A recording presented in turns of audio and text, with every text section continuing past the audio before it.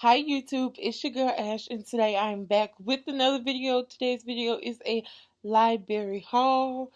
It has been one of my goals this year to get back into the library, and so I've got like 10 books to show, so let's get right into it so it isn't super long.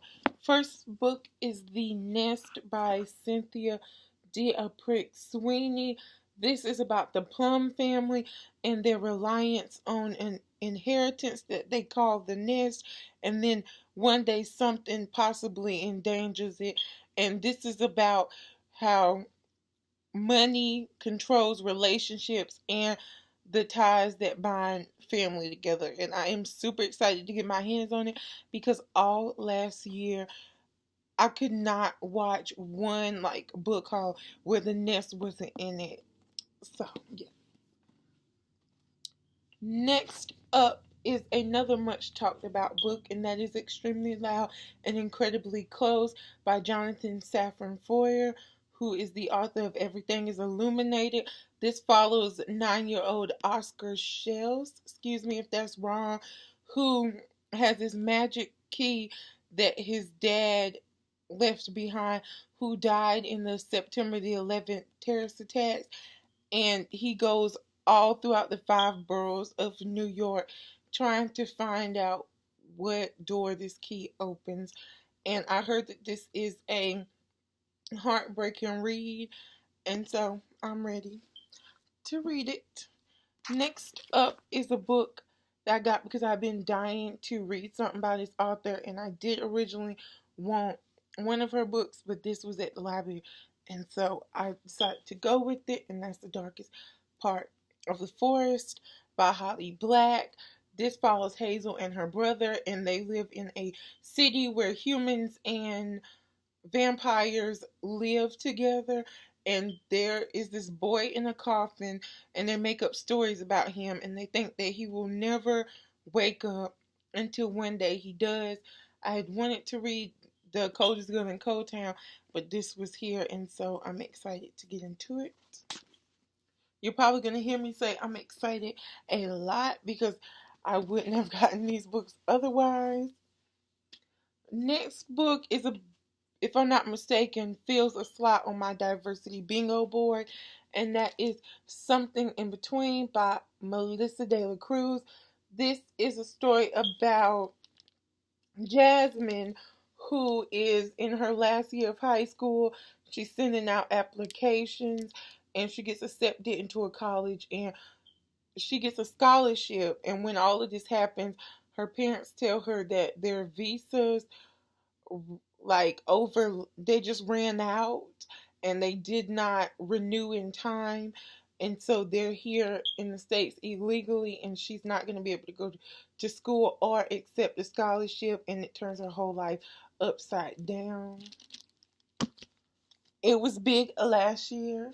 Next is a book I'm super excited for because I was on BookTube, as I always am, looking for recommendations for new books to read, and I came across an interview with Jacqueline Woodson, who's the author of Brown Girl Dreaming, and she was giving her picks for like her most anticipated books, and she talked about Commonwealth by Anne Pritchett. Pat, excuse me, I know I messed that up.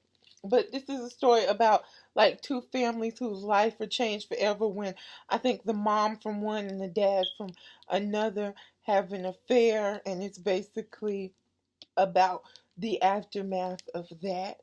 And so I'm very excited because I just love, I don't know if anybody else is like that, but I love when authors get super excited about other people's books and want to recommend them to everyone. It makes me want to read more of the, like read more of the books they recommend. Up next is another book that fills a slot in my diversity bingo board, and that is Piecing Me Together by Rene Watson. This book came out the 17th, I think, of February, and it is about a girl named Jade, and she lives in the poor part of town, but she goes to school in the rich, affluent um, district in the private school.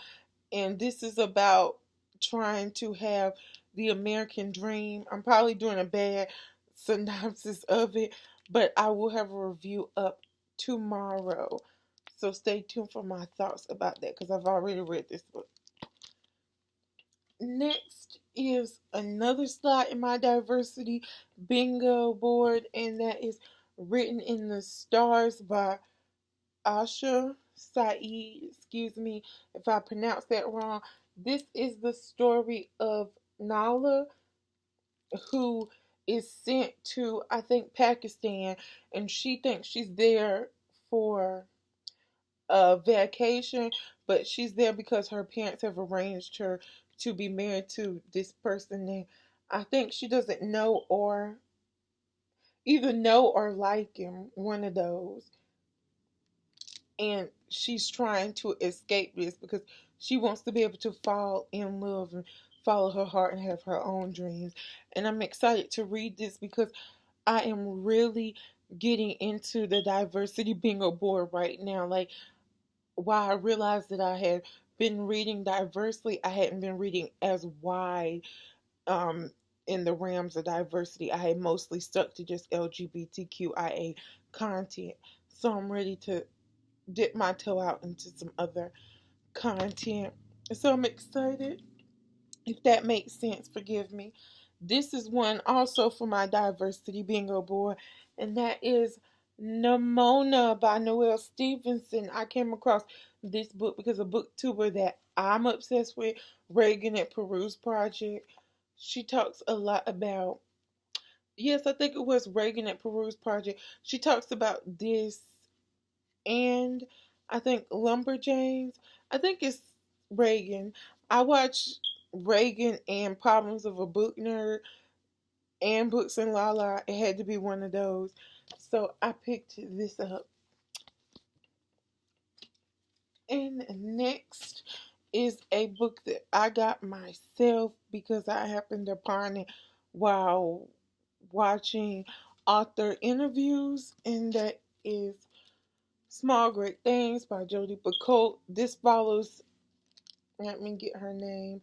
This follows Ruth Jefferson, who's an African American nurse, and one day a couple come in and they have a newborn, and she is assigned the task of looking after the newborn.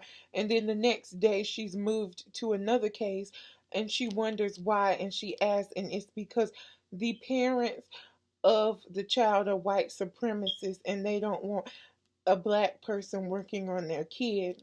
And so the very next day, she's in the neo intensive care unit, and the baby goes into cardiac arrest, and she has to decide between doing what she was told to by the hospital or saving the baby's life. She chooses to save the baby's life, and as a result, she's put on trial for a crime. And this is about her life during the trial while also trying to keep things at home together for her teenage son.